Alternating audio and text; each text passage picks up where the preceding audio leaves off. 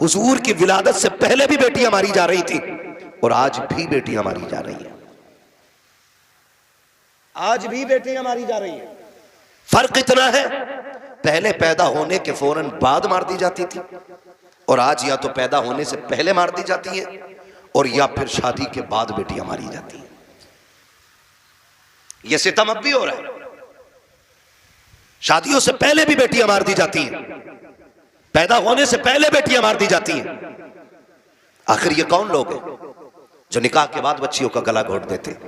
ये वो दौलत के भूखे और कुत्ते लोग होते हैं जिनका पेट जहेज से नहीं भरता है, जिनकी भूख तसलात से नहीं मिटती है, जो पूरी जिंदगी कुत्तों की तरह जिंदगी गुजारते हैं। मैं उस शख्स को कुत्ते से बदतर मानता हूं जो कटोरा लेकर के किसी बेटी वाले की चौखट पे खड़ा हो। उससे बदतर कोई शख्स जमीन पे नहीं हो सकता है जो एक बेटी वाले के कुर्ते बेचने पे उसको मजबूर कर दे। और हम सरकार का दामन नहीं छोड़ेंगे। हम जन्नती हैं, मर के देख, वो लाठी पड़ेगी कोई बचाने वाला नसीब नहीं होगा। इस धोखे में मत रहना कि तेरी वजह से किसी गरीब की आंख में आंसू आए थे और तो यूं ही जन्नत में गुलाब के फूल लगा के भेज दिया जाएगा। ऐसे ही तुझे खुशबू में बसा करके जन्नत में दाखिल कर दिया जाएगा। हाथ जोड़ के गुजारिश करता हूं, पाप उतने करना जिनका हिसाब आसानी से दे सको। याद रखिएगा, अल्लाह अगर हिसाब लेने पे आया, रत्ती रत्ती का हिसाब लेगा और कोई बचाने वाला नहीं होगा। कोशिश ये कीजिएगा किसी की आंख का आंसू तेरी वजह से ना आए, कोई गरीब तेरी वजह से ना रोए, वरना खुदा की कसम कितनी भी अजाने तेरी कब्र पे हो जाए, जितने चाहे 40वें करा लेना, जितने चाहे तीजे पढ़वा लेना, अगर तूने किसी का दिल दुखाया है, अल्लाह उस वक्त तक तुझे जन्नत नहीं देगा जब तक गरीब के एक आंसू का बदला तुझसे नहीं ले लिया जाए। ओ किधर खड़े का हो, हराम का जहेज लेके मौलवी से फाता पढ़वा के हलाल का हो जाएगा। सुन, आज तू किसी की बेटी को लेकर आया, कल तेरे आंगन में भी बेटी आनी है, कल तेरे आंगन में भी बेटी होगी। अपनी बेटी रानी और दूसरे की बेटी नौकरानी, यह कंडीशन है हमारी। दिल मर गए। 4 बेटे तो हिसाब लगा रहा, 10 लाख कलुआ में मिलेंगे, 10 बूरा में मिलेंगे, 10 गुड्डू में मिलेंगे, 10 पप्पू में मिलेंगे, हराम में 40 लाख लेगा। भाई किसी का नाम हो बुरा ना मानना, मैं सिर्फ एक मिसाल के तौर पे कह रहा हूं। मुझे क्या मालूम आपके क्या नाम, मैं सिर्फ बताना चाह रहा हूं। हिसाब लगा रहा बैठ के 10 जोड़ रहा है। अब तो और तरक्की कर गए लोग, 15 पे कहानी आ गई है। और रिश्ता कराने वाले लोग सिर्फ 500 रुपए के लिए मर रहा। बिचौलिया, रिश्ते कराना अच्छी बात है और वो रिश्ते कराने वाला अच्छा आदमी है जो सच्चा हो। ये जो झूठ बोल के कह रहा ना, सुनो तुम्हें पता कुछ? कहा क्या? का वो जो है उनका लड़का 70,000 रुपए महीना कमा रहा, और कहता किसके सामने? जिसकी बच्ची जवान हो गई हो। हाँ, तो वो पूछता, उसके कान खड़े होते, भाई हर बाप चाहता बेटी सुख में रहे। कौन बाप ऐसा, मैं या आप? कोई ऐसा बाप नहीं है जो अपनी बेटी को दुख में देखना गवारा करे। हर बाप को बेटी प्यारी होती है, हर बाप को बेटी प्यारी है। तो उसके बाद जाके कह रहा फलां का बेटा 70,000 कमा रहा, तो उसने भी कोनी मार के कह दिया जरा कराओ यार रिश्ता। फिर पक्का पता 70 कमा रहा? हाँ मैंने कल ही देखा, उसने अपने अब्बा खाते में डाले। लंबा झूठ। कह रहा मगर यार करा तो दूं रिश्ता, अच्छा बात करूंगा। इसके भाव बढ़ते हैं। कह रहा अच्छा बात करूंगा। 2 दिन बाद आके कह रहा रिश्ता तो हो जाएगा, लेकिन बता मैं यार लोंडे की कमाई बढ़ी है ना, तो इसलिए वो उनकी सोच रहे हैं कि रिश्ता बराबरी का मिल जाए। अब बेटी वाला समझ जाता बराबरी का मतलब यह है कि ये हराम का खाना चाह रहा। कह रहा क्या मतलब? का क्या दे दोगे तुम? क्यों? वो लड़की वाला कहता 70 कमा रहा तो 15 दे देंगे। कह रहा लो 15 तो उसको फला गांव से मिल लेते, उन्होंने 15 पे काम आनी है, और बढ़ाओ कुछ। 20 लाख पे रिश्ता तय, 20 लाख पे रिश्ता तय। जब रिश्ता हो गया, शादी हो गई ना, तो झगड़ा हो रहा कि समझाओ ये कुछ करता ही नहीं। यार ये तो 70 कमा रहा था, अब क्यों नहीं करता है? कब? वो तो इसलिए झूठ बोला था ताकि रिश्ता बराबरी का मिल जाए। फिर अब जब वो बात खुल के आती है तो फिर तलाकें होती है। तेरे बेटे का तो कुछ नहीं जाएगा, लेकिन जिस बेटी को एक बार तलाक हो जाती है ना, उस बेटी की जिंदगी पे बहुत बड़ा दाग लग जाता है, बहुत बड़ा दाग। और बेटियों की इज्जत इतनी नाजुक होती है, तलाक तो अलग साहिब, छोड़ना तो अलग की बात है। अगर लड़की को देखने वाले आकर के एक बार जाकर के ये कहते लड़की पसंद नहीं आई है, तब लोग उस लड़की में कीड़े पैदा करना शुरू कर देते हैं। कोई कहता है कि चलन अच्छा नहीं होगा, कोई कहता है कि बच्ची का घरवार अच्छा नहीं होगा, कोई कहता है कैरेक्टर अच्छा नहीं होगा, कोई कहता नहीं नहीं नाक नक्शे की कमी रह गई होगी, कोई कहता देने के लायक नहीं है। इतनी बातें लड़की में पैदा की जाती है। और तुम्हें खुदा का वास्ता है, मिलाद वाले मुस्तफा का वास्ता, हाथ जोड़ के कहता हूं, जब बेटियों की रिश्ते की बारी आया करे तो शद्दाद हमान ना बना करो, नमरूद फिरौन ना बना करो, दुनिया में हाकिम ना बना करो। अगर बेटी की चाहिए आपको तो किसी पर जबरन बेटी ना लो, दौलत के साथ बेटी ना लो, बल्कि झोली फैलाओ, भिखारी बन जाओ और के खुदा के वास्ते बेटी दे करके हमारी नस्लों को इज्जतें दे दे। खुदा की कसम, जब बेटियां ऐसे आती है तो फिर नस्लों में खालिद बिन वलीद जैसे लाल पैदा होते हैं। लेकिन ऐसे मांगे कौन? बारात भी तो लेके जाएगा। कितनी कितनी बारात चल रही है भाई? हाँ, जब निकाह इमाम पढ़ा देना तो कहते इमाम साहब कितने पैसे हो गए? इमाम साहब ने कह दिए 5,000। गरीब इलाका होगा यार, छोड़। तो अगर इमाम ने कह दिया ना 7,786, तो कह रहा कौन सी शरीयत में? फिर कह रहा कौन सी शरीयत में? अब तुझे शरीयत याद आई? तेरा बाप जो हराम के खाने खिलाने के ये 300-400 लोग लेके आया, ये तेरे बाप की लाल किताब में लिखे? बेटियां मुर्तद हो रही हैं, जहर खा रही हैं तुम्हारे इन पापों की बुनियाद पर। बारात का इस्लाम में कोई तसव्वुर ही नहीं है, बिल्कुल तसव्वुर नहीं है। हक ही नहीं है कि बेटी वाला खाना खिलाए बारात को। लेकिन पहले सैंपल भेज रहा मुंहों के, कह रहा बोटी बिना हड्डी की होनी चाहिए, रसगुल्ले ज्यादा बड़े ना हो। क्यों? बगले लेके आएगा। इसने कौम का बेड़ा गर्क करके रख दिया है।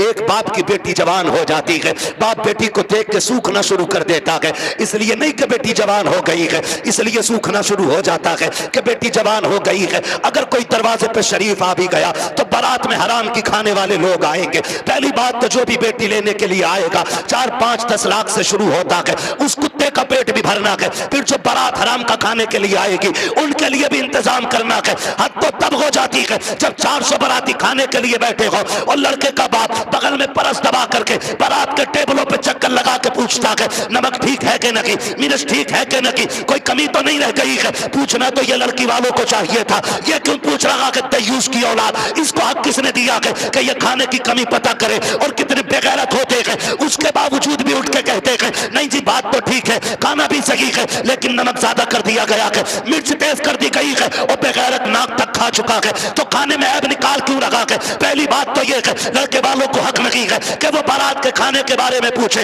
और फिर ये कहे खाना कैसा है। सुन बेगैरत सुन, जब तुझे लगे कि तेरी बारात हराम के लुक़मे तोड़ लगी है तो कोने में झांक के देखना, उसी पिंडाल के किसी कोने में लड़की का बाप सहमा हुआ होगा, गर्दन झुकी होगी, बगल में हाथ होंगे, आंखों में नमी होगी, कभी बारात देखता होगा, कभी आसमान को देखता होगा, कहेगा मालिक आज लाज बचा लेना, अगर एक बाराती फाके से चला गया मेरी बेटी को पूरी जिंदगी ताना दिया जाएगा। गरीब बाप खड़े होकर के अपने रब को आवाज़ दे दे के कहता है मेरे परवरदिगार खाने में बरकत देना, अल्लाह खाना कम न पड़ जाए। और जब खाने से निकलता बंदा अगर वो पूछता कि बताओ खाना कैसा था, और एक बेटी के बाप से बड़ी बेगैरती से कह दिया जाता है कि खाना ठीक था लेकिन नमक की कमी थी, मिर्च ज्यादा थी, बाप का कलेजा टूट जाता है। मैं पूछना चाहता हूँ अगर नमक ज्यादा भी था, मिर्च तेज हो गई थी, अगर तुम इतना कहते थे अल्लाह का शुक्र बहुत अच्छा खाना है, तो तेरा क्या चला जाता? कम से कम गरीब का मान रह जाता, उसका दिल रह जाता। तूने खाने का इनकार किया, उसका दिल भी तोड़ा, रब को भी नाराज किया। खुदा के वास्ते किसी का दिल ना तोड़ा करो, अगर हो सके तो दिल छोड़ दिया करो। अगर ऐसा करोगे काबे वाला भी राजी हो जाएगा, मदीने वाला भी राजी हो जाएगा।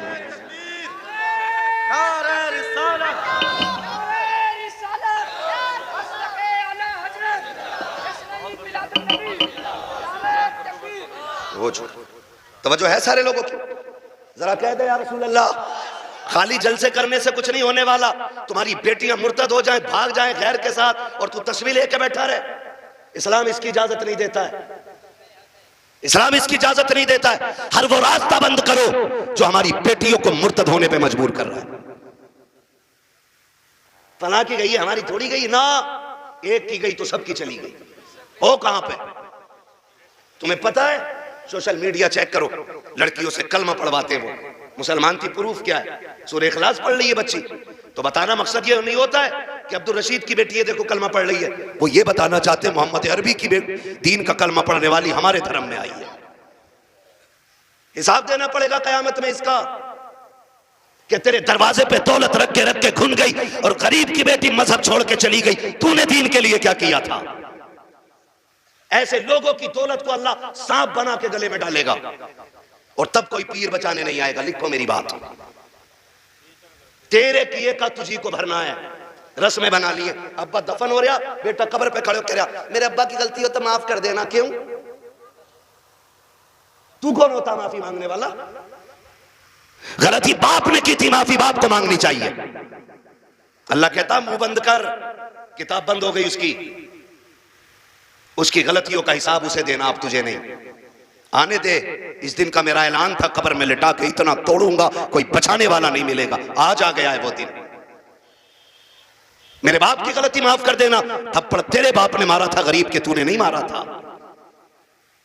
कमजोर को जलील तेरे बाप ने किया था, तूने नहीं किया था। माफी तेरे बाप को मांगनी चाहिए थी। रस्में बना लिए, खाली रस्में। यही मर्दों के हाल है और औरतें भी कम थोड़ी है। मर जा तो उसके कपड़े नोच लेती है। हाय जी माफ कर जाओ, हाय जी माफ कर जाओ, अब कुछ नहीं होने वाला। जीते जी एक दूसरे से माफियां मांग लो, जीते जी एक दूसरे से अपनी गलतियों का निपटारा कर लो, वरना कोई बचाने वाला नसीब नहीं होगा, कोई बचाने वाला नहीं मिलेगा। इसलिए कि हुकूकुल इबाद का मामला बड़ा सख्त है, बड़ा सख्त है। अपनी सी कोशिश तो करो यार। आका फरमाते तू अपनी सी कोशिश कर, फिर जहां नहीं बनेगी वहां बात बनाने के लिए मैं आ जाऊंगा।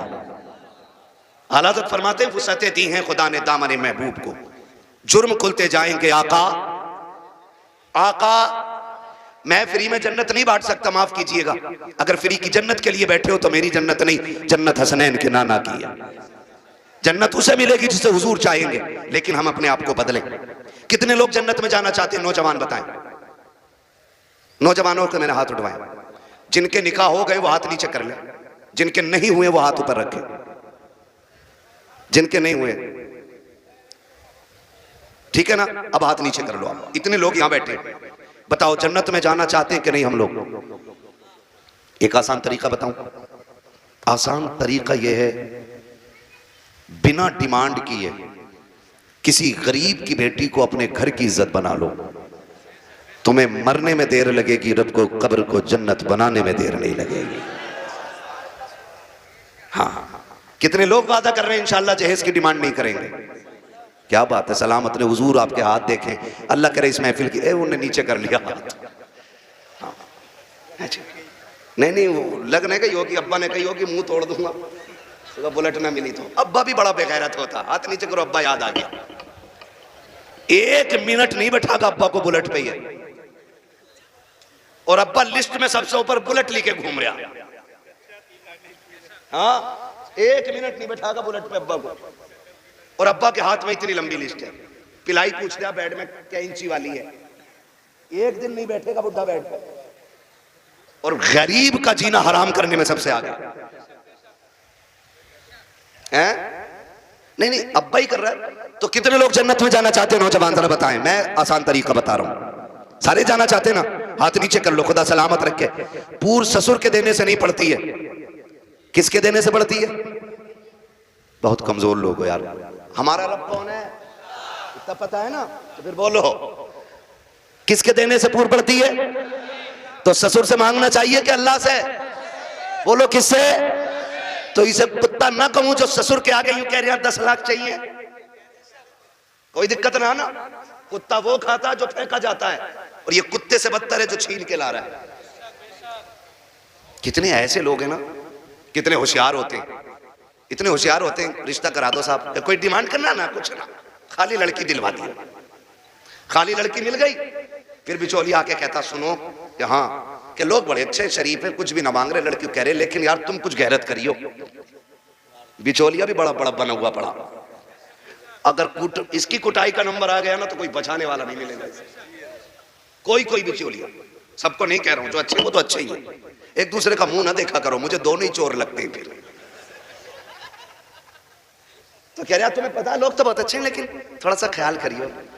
क्या ना गाड़ी कौन सी निकाल ले हो? तो गरीब बंदा कह रहा है कि हाँ एस्प्लेंडर निकालने के ना। वो लड़का कह रहा था यार वो बुलेट हो जाती ना तो अच्छी थी। ऐसे भीख मांग रहा, कैसे फेर डाल के भीख मांग रहा।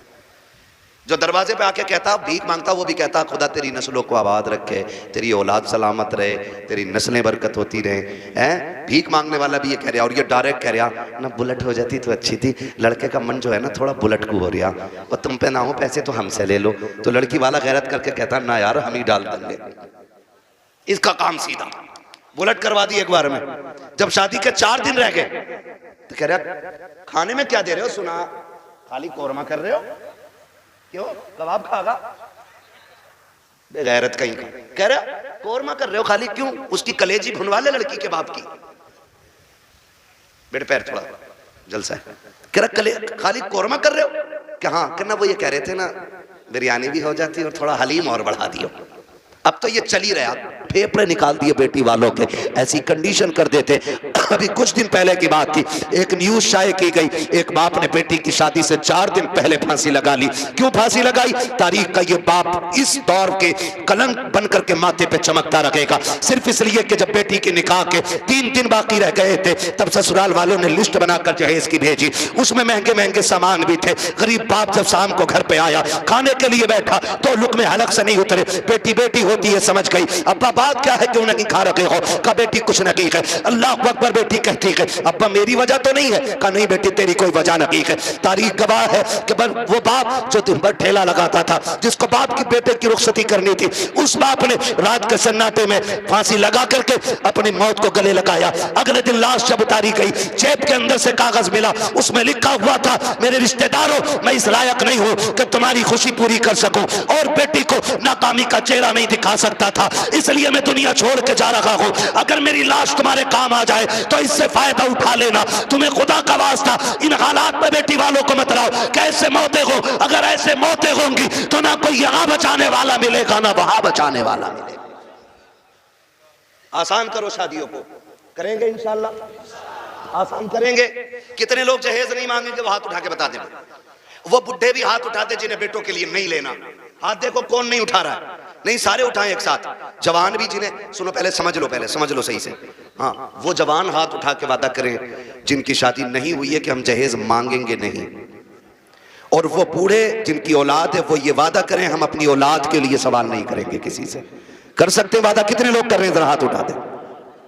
अल्लाह का शुक्र है, बस हाथ नीचे रख लो, इतनी हुजूर के गुलाम काफी थे। बाकी को तो देख लेना मैदान महशर में, सब पता चल जाएगा। बस इतने लोगों ने हाथ उठाया। अल्लाह करे इतने लोग ये डिमांड बंद कर देंगे ना, तो अगर ये 200 लोगों के हाथ उठे ना तो इंशाल्लाह 200 बेटियों का जीना आसान हो जाएगा। और मेरा नबी आया ही बेटियों की जिंदगी आसान करने के लिए है। इसलिए 12वीं की इस महफिल में मैं बेटियों की इज्जत के हवाले से कहना चाहता हूं, खुदारा इतना आसान कर दो निकाह कि बेटियां सुबह फजर में उठ के कहा करें शुक्र मालिक तूने हुजूर की उम्मत में पैदा कर दिया है। हाँ जी अल्लाह सलामत रखे, क्योंकि हुजूर आए बेटियों को जीने का सलीका मिला है। और बेटियों से भी एक बात कह जाऊं आखिर में, कह दूं बेटियों से भी एक बात, आखिरी बात है, बेटियों से भी कह दे रहा हूं। बेटियों से गुजारिश है कभी भी अपने बाप के सामने खड़ी ना होना। खड़े होने का मतलब यह है कभी बाप के मुकाबले में ना आना। कभी ऐसा नहीं होना चाहिए कि बाप के जायज फैसले पे तुम इनकार करो। कभी ये मत कहना। आज जो रस्में चल गई है ना, जो कुछ नकाब पहन के सोशल मीडिया पे बच्चियां आई, या आप देखें प्रेस कॉन्फ्रेंस में आके कहती हैं कि हमारी आजादी हमारा हक है, हम नकाब क्यों पहनेंगे, हमें जरूरत नहीं है। ऐसी बच्चियों को देख करके कई बच्चियों की सोचें बिगड़ती जा रही हैं। मैं बेटियों से गुजारिश करना चाहूंगा कभी बेटियां बाप के मुकाबले में आके खड़ी ना हो, और कभी ये ना कहें कि मेरा जिस्म मेरी मर्जी है, मेरा वजूद मेरी मर्जी है। मेरी बेटी अगर रुखसती की बात निकाह की आए ना तो कभी बाप से जहेज की फरमाइश ना करना।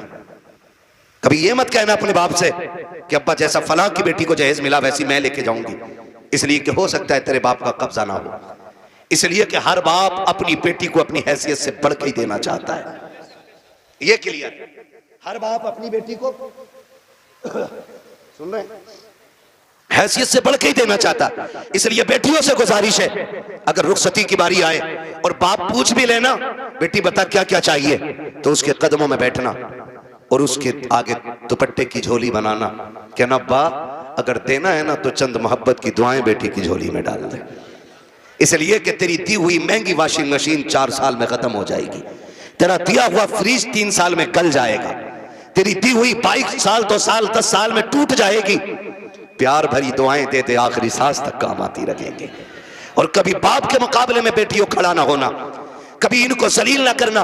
मुझे तो हैरत होती है वो बेटियां जो बाप की मर्जी के बगैर किसी के साथ भाग जाती हैं, उनकी हिम्मत कैसे हो जाती है कि वह बाप के चेहरे पे कलंक लगा जाती हैं। उन्हें भरोसा कैसे हो सकता है 2 घंटे नाली पे बैठ के बात करने वाले नौजवान पर कि जो अपने बाप की इज्जत की फिक्र नहीं कर सकता, वो तेरी इज्जत की रखवाली क्या करेगा।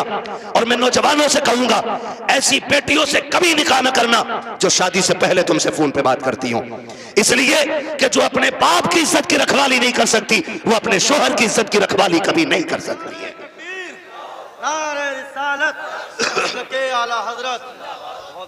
आपसे कहना चाहता हूं, मत कीजिए ऐसी बच्चियों से शादियां जो शादी से पहले आपके साथ फोन पे बात कर रही हैं, इसलिए कि जितना बाप ने एहसान तुम पे किया है ना बेटियों, तुम्हारा शोहर नहीं कर सकता है, नहीं कर सकता है। और ये तेरा मजनू लुल, ये 3 घंटे मच्छरों से कटवाने वाला नाली पे बैठ के और कह रहा तुझे चांद तारे दिखाऊंगा, जो खुद मच्छरों से नहीं बच रहा, ये चांद तारे दिखागा। हाँ, और फिर बाप की इज्जत पे कालिक पहुंचने वाली बेटियों का अंजाम या तो फ्रिज में टुकड़े मिलेंगे, या बोरी में रोड पे मिलेगी, या ईख के खेत में टुकड़े मिलेंगे, या फ्रिज में पैक मिलेगी। इसलिए कि लव मैरिज के अंदर कितने दिल तोड़े जाते हैं, कितनों की इज्जतें उड़ाई जाती हैं, कितने दिलों से खिलवाड़ होता है, ये कोई नहीं जानता है। इसलिए इस तरह की शादियों पे लानतें बरसा करती है। अरेंज मैरिज कर, माँ बाप की मर्जी से कर, खुदा की कसम जिसमें सबकी रजा होती है उसी में खुदा की रजा होती है।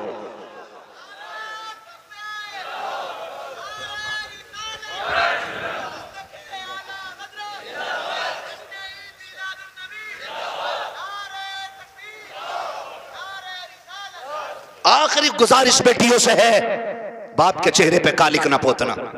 और मैं तुम्हें कितने बेटियां आज भी दिखा दूं कि जिनको चांद के पार ले जाने वाली बातें लोग करते थे और 6 महीने बाद तलाक दे के धक्के दिए, सारी सोसाइटी ने मुंह मोड़ लिया। यही बाप जिसका मुंह काला करके बेटी गई है, इसी ने उन बेटियों के लिए दरवाजा खोला है। वही बाप फिर इस बेटी को रखता है जिसकी इज्जत के साथ खेला बेटियों ने। मैं तो खुल के कहता हूं बेटियों से, खुदा की कसम खा के कहता हूं, पूरी दुनिया के आशिक एक पल्ले में रखो और सिर्फ बाप का रिश्ता बेटी से दूसरे पल्ले में रखो। पूरी दुनिया के आशिकों का इश्क कम पड़ जाता है और बाप की एक दिन की महक भर भरी निगाह जो बेटी के चेहरे पे पड़ती है, वो पूरी दुनिया के इश्क पे भारी पड़ जाती है। सच कह रहा हूं, ये याद रखिएगा, जो इज्जत बेटी को एक बाप दे सकता है वो कोई रिश्तेदार नहीं दे सकता है। और ये मेरे नबी ने करके दिखाया है। आज कहना आसान है, मेरी बेटी मेरे जिगर का टुकड़ा है। हुजूर ने तब कहा था मेरी बेटी मेरे जिगर का टुकड़ा है, जब बेटी को कत्ल करने पे फख्र होता था। हाँ, क्या दोगी बेटी हो, क्या कर सकती हो बाप के लिए, इसका एहसान जानती हो तो तुम्हें बताऊं। अगर ना पता हो ये बात सहन नशीन कर लेना। एक एक बेटी मेरी बात कान खोल के सुन लेना। इस बेटी को 12वीं वाले सरकार ने इज्जतें दी हैं। सुन मेरी बेटी, जब तू माँ के शिकम में आई थी, पूरा खानदान कह रहा था बेटा होगा तो अब्दुल्ला नाम रखेंगे। कोई कहता था अपने नाम पे नाम रखूंगा, कोई कहेगा भतीजे का नाम ये रखूंगा, दादा कहते था पोते का नाम ये रखूंगा, दादी कहती थी लाडला आएगा, नाम उसका शेर रखा जाएगा, अब्दुल्ला रखा जाएगा। सबने बेटों के नाम सोचे थे, बेटी का तो तसव्वुर भी किसी का नहीं था। जब वक्त ऊपर हुआ विलादत के वक्त से, तेरी माँ को हॉस्पिटल ले जाया गया। चचा ने कहा कि ऑर्डर दे दो, जल्दी से मीठा बन जाए, भतीजा आने वाला है। पूरे खानदान में खुशियां थी, लेकिन अचानक हॉस्पिटल से फोन आया कि बेटी आई है। चचा का चेहरा उतर गया, दादी का चेहरा उतर गया, दादा बिस्तर पे गिर गया। वो जो मीठे बने थे, लोगों ने ऑर्डर कैंसिल कराए। दुकान वालों ने कहा क्यों नहीं लेता, कहा बेटा आता तो लेता, भतीजा आया है इसलिए मीठा नहीं चाहिए। ये कह के मीठा टुकड़ा ठुकरा दिया गया था, क्योंकि तू पैदा हो गई है, दुनिया ने तुझे मनहूस समझ रहा है, दुनिया आज भी तुझको वैल्यूबल नहीं मान रही है। खुदा की कसम खा के कहता हूं, जब चचा को तेरे आने से तकलीफ, दादा को तेरे आने से तकलीफ, दादी का चेहरा तेरी वजह से उतरा है, सब ने तुझे ठुकराया। एक बाप ही तो था जो हॉस्पिटल सीना उठा के गया था और इसने तुझे गोद में उठा के तुझे चूम के कहा था दुनिया लानत दे रखी है, लेकिन शुक्र है अल्लाह ने मुझे जन्नत का टिकट अता फरमा दिया है। सबसे पहले जिसने तुझे अपनाया वो तेरा बाप था। हालांकि चचा ने भी मीठे से इनकार किया, ये कहता मेरे लिए जन्नत का टिकट आ गया, मेरे जिगर का टुकड़ा आ गया है। ये बाप फिर तुझे कंधे पे लेके बाजार गया। लोग कहते थे दुनिया बेटे को उठा के घूमती है, कितना मनहूस है, 4 बेटियां ही बेटियां, एक चिराग जलाने वाला नहीं। मैं कहता हूं मुंह बंद कर, अल्लाह बुझाने पे आए ना तो 18 बेटों वालों के चिराग बुझा देता है, और जब जलाने पे आता है तो खुदा बेनाम और निशान लोगों के नाम के चिराग जला देता है। कह रहा एक भी नहीं चिराग जलाने वाला, खाली बेटियां ही बेटियां हैं। तो पता बाप क्या कहता था? बाप फखर से कहता था बस कर, तुझे नहीं पता मुझे बेटी में बेटा नजर आ रहा है, मुझे बेटी काफी है। ये कह के बाप तुझे 18 साल पालता रहा, और आज किसी की मोहब्बत ने तुझे ऐसा बहकाया कि उसी बाप के माथे पे कालिक पोत गई बेटी। खुदा के वास्ते बेटियों से गुजारिश हूं करूंगा, कितनी भी बड़ी तुम्हें कोई स्कीम, कोई ऑफर तुम्हें कोई करे, कभी किसी की नहीं सुननी है। अपने बूढ़े बाप के सफेदी के लगे हुए बालों को देखना है, अपने बाप के लगे हुए टोपी के पैबंद को देखना है, इसलिए कि करोड़पति बाप का बेटा तुम्हें चंद दिन ऐश करा सकता है, फिर तुम्हें एक जूती से ज्यादा औकात नहीं देगा। वो भी अपने बाप के घर में रहे, भले चटनी से खाएगी, रोजाना शहजादी बन के रोटी खाया करेगी। इसलिए बेटियों से गुजारिश है बाप के चेहरे पे कालिक न पोतना, बेटों से गुजारिश है आप भी ना निकलें इस आशिकी से और कुछ कामयाबी की तरफ चलें, पढ़ें, कुछ IAS बने, IPS बने। अब याद रखिएगा फतह उनकी होगी जो इल्म वाले होंगे, कामयाब वो होंगे जिनके पास तालीम होगी। अब दौर बम बारूद का नहीं, अब दौर कलम का है। इसलिए पढ़िए और इतने आगे बढ़ जाइए कि दुनिया देख के कहे हुजूर की उम्मत जैसी कोई उम्मत नहीं है, इसलिए कि ये अपने हक के लिए लठ चलाना नहीं, अपने हक के लिए कलम चलाना जानती है। पढ़ेंगे इंशाअल्लाह, अपने बच्चों को पढ़ाएंगे। और ये भी गुजारिश आखिर में करता जाऊं, बेटियों को इतना पढ़ाओ बस जितना जरूरी है, इसलिए कि जितनी मुर्तद हो रही है वो school, colleges, hostel, service, duty, ये करने वाली बच्चियां ज्यादातर बाप के मुंह पे कालिक पोत रही हैं। मुझे एक बात बताओ, अगर तुम्हारी बेटी IAS बन भी गई या उस डिग्री को हासिल कर लिया और उसने बाप का मुंह काला कर दिया, तो लानत हो ऐसी डिग्री पे। डिग्री वो बेहतर है कि जिसकी वैल्यू कब्र में भी काम आए और हश्र में भी काम आए। इसलिए बेटियों को दीन दीजिए, और वो भी इतना दीन जितना जरूरी है। मैं इसके भी खिलाफ हूं कहीं ने 10-10 साल के लिए मदरसे में रखो, इतना जितना जरूरी है बस बच्चियों को दीन दें, बच्चियों को दीन दें, और बाहर निकलने से रोकें बेटियों को। पर्दे क्या, इनको हुक्म दें। बेटियां बोझ नहीं होती, रवैये बोझ पैदा कर देते हैं। नहीं भाई इतना नहीं बोल पाएंगे, 1 घंटे से ऊपर बात हो गई है। मैं अब दीवाने, तो मुझे मेरी बात सुनो।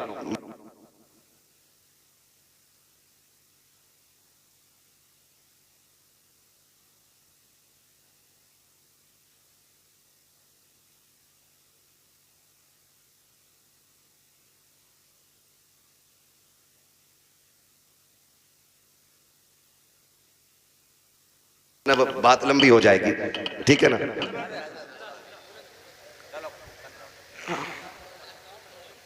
अब यहां आओ, मैं माइक आपको दे रहा हूं, आप बोलो। हाँ हाँ अच्छा,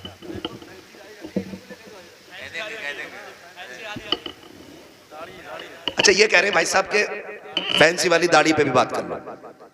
मेरे भाई इतनी कमियां हैं कि एक दिन में सारी बातों पे बात तो नहीं हो पाएगी, ठीक है ना भाई। मेरी गुजारिश है दाढ़ियां पूरी रखो और पैंटे ना पहना करो, कुर्ता पजामा पहना करो, हुजूर का दिया हुआ लिबास पहना करो, दाढ़ियां पूरी रखो और कटना निकालो, ठीक है ना।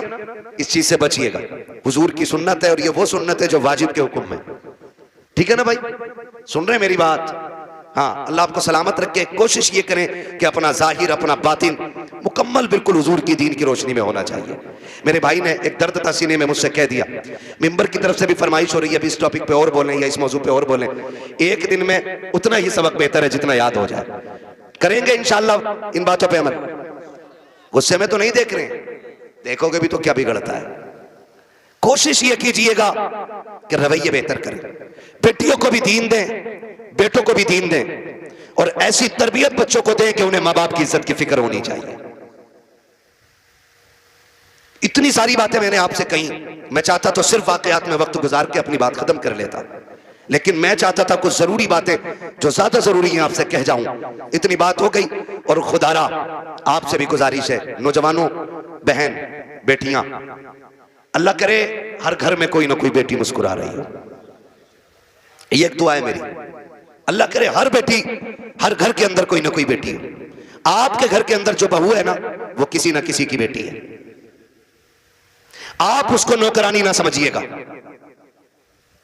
ये शिकायत तो लोग करते हैं ना कि बहू अब्बा नहीं कहती है, तो सुन भाई अब्बा, तू पहले से इस घर में रह रहा है, बच्ची बाद में आई है, इसको तुम्हारे बीच घुलने मिलने में वक्त लगेगा, इस घर को अपना समझने में वक्त लगेगा, लेकिन तू तो पहले से है ना, तो लाजिम है कि तू उसे बेटी पहले कह, वो तुझे बाद में अब्बा कहेगी।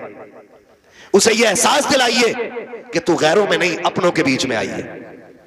तू बगैर बाप की नहीं, यहां तेरा बाप है। तू बगैर मां की नहीं, यहां तेरी मां भी है। तू बगैर बहन के नहीं, यहां तेरी बहनें भी हैं, यहां तेरे भाई भी हैं। यह एहसास उसको दिलाइए। अभी शेर पढ़ा था हसन रजा बरेलवी साहब ने, उन्होंने हजरत उमर के हवाले से कहा था, बच्ची ने जो कहा था ना, अम्मी खुदा देख रहा है, खुदा देख रहा है। हजरत उमर जब उसको अपने बेटे की दुल्हन बना करके लेकर आए, घर में बैठा के कहा था, बेटी बता मैं तेरा क्या लगता हूं? तो बच्ची ने कहा था, आप मेरे चचा लगते हैं। आपने कहा बस चचा? कहा हाँ आप मेरे चचा लगते हैं। तो कहा बेटी बाप नहीं कहोगी? कहा मेरे बाप का इंतकाल हो चुका है। हजरत उमर की आंख में आंसू आए।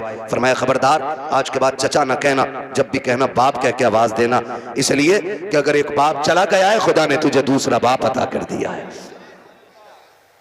हम पहले अपनी तरफ से पहल करें कि उसको अपनी बेटी तस्लीम करें, लेकिन ना बहू आई, सास का कैमरा लग गया, इसकी आंखें कुरान पढ़ने में काम नहीं करती हैं, इसकी आंखें तस्बीह में काम नहीं करती, इसकी आंखें बहू पे बराबर काम कर रही हैं, दूर बैठी है और उसे देख रही है। तुझा शाम कोई लल्ला कि तेरी बहू बहुत लफूदड़ी है। कहा क्योंकि इसे बर्तन धोने नहीं आते। कहा तुझे कैसे पता? कि मैं देख रही थी, इसे ये काम करना नहीं आता, इसे ये भी नहीं पता किचन किधर है। और नई नई आई है, सब सीख जाएगी। खुदारा रवैये बेहतर करो। आपकी बेटी से नुकसान हो जाता है, कहते हैं पगली कब सीखेगी, और जब बहू से नुकसान होता है ना, डायरेक्ट कहते हैं हराम का था, तेरे बाप ने ला के रख दिया, जो तोड़ दिया तूने।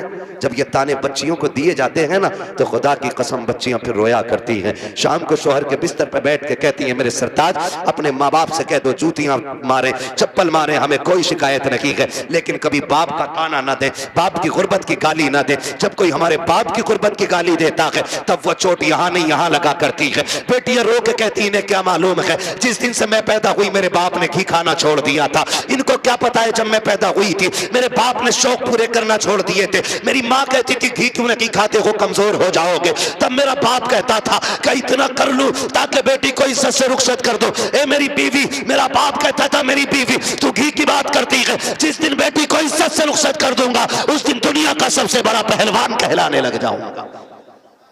खुदारा आपसे गुजारिश है, अपनी बेटियों को जो प्यार देते हो वही प्यार बहू को दो। सासों से भी गुजारिश है, अगर आपकी बेटी खता कर दे आप नजर अंदाज कर देते हो, बहू से नुकसान हो जाए तो उसे नजरअंदाज क्यों नहीं कर सकते? तुम दूसरी की बेटी को सताते हो और फिर अपनी बेटियों के लिए तावीज कराते हो, तो लिख लो इस बात को, अगर तुम चाहते हो कि तुम्हारी बेटियां सुख में रहें, आराम से रहें, उसूल बनाओ, अगर तुम दूसरे की बेटियों को सुख दोगे, अल्लाह तुम्हारी बेटियों को इज्जत अता फरमा देगा। ये उसूल याद रखिएगा। और अगर तुम दूसरे की बेटी को जूती में रखोगे तो जन्नत से तेरी भी नहीं उतरी है। अगर तू एक बेटी किसी के जूते मारेगा बेटी के, तो एक जूता तेरी बेटी को खाना पड़ेगा। ये दुनिया का है, जैसी करनी जोर से, जैसी करनी वैसी भरनी है। ठीक है ना? करेंगे इंशाल्लाह ऐसे ही। माशरे को बेहतर कर लीजिए, इतना खूबसूरत कर लो कि हमारी बेटियां मुर्तद ना हो, गुर्बत की वजह से जान न दें, बेटियां बाप के सर पे बोझ महसूस न करें। बेटियां बोझ नहीं होती हैं, बेटियां बोझ होती तो खुदा महबूब के आंगन में कभी 4 फूल न खिलाता, खुदा महबूब को 4 बेटियां नहीं देता, हुजूर के आंगन में 4 बेटियां हैं, इसलिए कि बेटी जहमत नहीं होती, बेटी खुदा की रहमत होती है। क्या होती है? खुदा की, जोर से खुदा की, और जोर से खुदा की रहमत होती है। ठीक है ना? फरमाइश हो रही है हुजूर का शजरा पढ़ दो, है ना? ऑपरेटर साहब इसे थोड़ा इको दे सकते तो दे दें, तकलीफ तो हो गई। मुझे हुजूर का शजरा पढ़ना है, उसमें ना सांस लंबी लंबी लेनी पड़ती है, जब मेरा हाथ का इशारा हो तो बोल देना। इतनी जोर से सुभान अल्लाह कहो कि पुलिस ना ले जाए पकड़ के तुम्हें। अल्लाह के बंदो, जितनी तुमने तारीफ की थी अपने गांव की ना, उतने अच्छे लोग निकले माशाल्लाह। डरते हो कि पुलिस से? नहीं डरते ना, तो इतनी जोर से सुभान अल्लाह कहो कि बात मदीने तक चली जाए। आप जरा बच्चे बोले सुभान अल्लाह। ये पार्टी शुरू से ही मजबूत है। अल्लाह इन बच्चों के माँ बाप को सलामत रखे, इनके घर बार में अल्लाह बरकतें दे। इतने अच्छे बच्चे, ठीक है ना? आप भी साथ दे सकते हैं। जब मेरा हाथ का इशारा होना तो समझ जाना। क्या समझेंगे? क्यों? इसलिए कि मौलवी की सांस अटक रही है, समझ जाना है। तुम सुभान अल्लाह कहोगे, उसी बीच में मैं सांस ले लूंगा, तुम्हें नेकियां मिल जाएंगी और मुझे सांस मिल जाएगी। डंडी ना मारना, नमाज जनाजा नहीं है, तकबीर पूरी करके रुकूंगा। साथ दोगे तो शजरा पूरा करूंगा, वरना वो भी छोड़ के हट जाऊंगा। साथ देंगे ना इंशाल्लाह?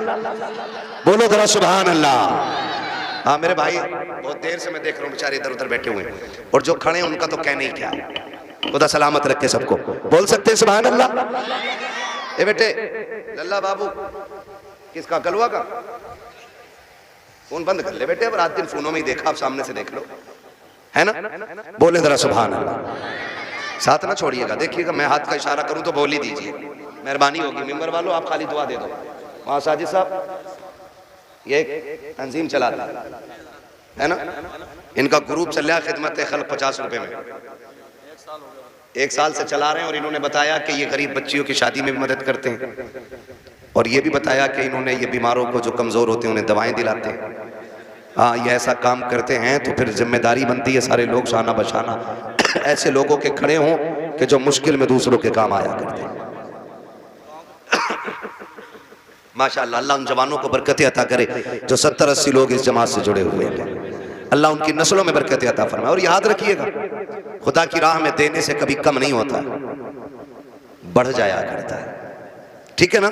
तो जुड़िएगा, आप ये काम भी कीजिए और मेरे साथ जरा दुआ मुझे भी आप दे दीजिए, ठीक है ना? मेंबर वाले दुआ दें और नीचे वाले आमीन कहते हैं, फिर सारे बोलते हैं सुभान अल्लाह, और जोर से सुभान अल्लाह। नहीं, इन बच्चों के बगैर काम नहीं चलने वाला। बच्चों तुम बोलो जरा सुभान अल्लाह। हाँ जी, यही काम चला रहे। ये अलग बात है, बेचारों को ना समेट के ना फिलिस्तीन की तरह एक कोने में कर दिया, जबकि जलसा शुरू कराने ये आते हैं, आखिर तक ये रहते हैं। प्रधान निकल, चलो चलो या मैं बैठूंगा। औकात क्या है तेरी, तू बच्चों को हटा रहा है? जितना रिश्ता तेरा है ना हुजूर से, उतना ही रिश्ता इन बच्चों का है हुजूर से। और कभी बच्चों को हटाया ना करो, इसलिए कि जलसा शुरू भी यही कराते हैं और अक्सर आखिर भी यही कराया करते हैं, है ना? बोले जरा सुभान अल्लाह और जोर से। ऑपरेटर साहब आवाज दे सकते हो तो दे दो, वरना मेरी तो खत्म हो चुकी है आवाज। कमेटी वाले सारे यहाँ हैं? कितने कमेटी वाले? 1 2 3 4 5 6 7, अल्लाह सलामत रखे, 7, और बाकी मेरे इधर भाई दाएं बाएं खड़े। ठीक, अब सारे शामिल हो जाएं। बोलो भाई सुभान अल्लाह और जोर से। आदम के बेटे शीश, शीश के बेटे अनस, अनस के बेटे कैनान। क्या कहूं आपसे, बहुत अच्छे लोग मिल गए आज। बोलो यार, जितना बोल सकता जो बोले सुभान अल्लाह। आदम के बेटे शीश, शीश के बेटे अनस, अनस के बेटे कैनान, कैनान के बेटे मेलाइल, मेलाइल के बेटे व्यारत, व्यारत के बेटे इदरीस, इदरीस के बेटे मुतवशिक, मुतवशिक के बेटे लबकने के नाम, लबकने के नाम के बेटे नूह, नूह के बेटे साम, साम के बेटे जुलाद, जुलाद के बेटे साले, साले के बेटे आबिर, आबिर के बेटे दाता, दाता के बेटे रावा, रावा के बेटे सारू, सारू के बेटे नाखुर, नाखुर के बेटे तारिक, तारिक के बेटे इब्राहिम खलीलुल्लाह।